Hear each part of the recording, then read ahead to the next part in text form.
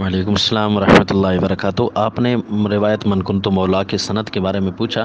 اس کی سند میں محققین کا بھی اختلاف ہے، ہمیں کیوں خواہ اس اختلاف میں پڑھنا چاہیے؟ صحیح کہنے والے، ضعیف کہنے والے، البتہ ضعیف کہنے والوں کی اکثریت اس کے اندر ہے، اور صحیح نہیں کہتے بلکہ صحیح کا تیسرا درجہ اسے دیا جاتا ہے، جو لوگ اس کو صحیح کہتے بھی ہیں۔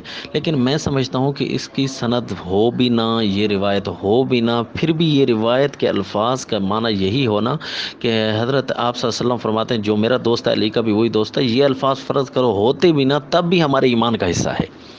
اب تو بحث ختم ہو گئی، ہم اس روایت کے صحیح یا ضعیف ہونے پر کیوں بحث کریں جبکہ ہم اس کو تو اپنا ایمان سمجھتے ہیں۔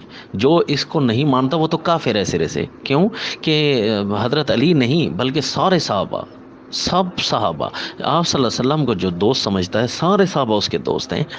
تو اگر کسی ایک صحابی کے ساتھ بھی وہ بغض رکھتا ہے تو وہ تو کافر ہو جاتا ہے، دائر اسلام سے نکل جاتا ہے۔ تو یہ روایت فرض کرو ہوتی بھی نہ، اول تو اب روایت کی کچھ علماء جو ہے اس کو ضعیف سمجھتے ہیں، لیکن اگر فرض کرو سرے سے بھی نہ ہوتی تب بھی یہ ہمارے ایمان کا حصہ تھی۔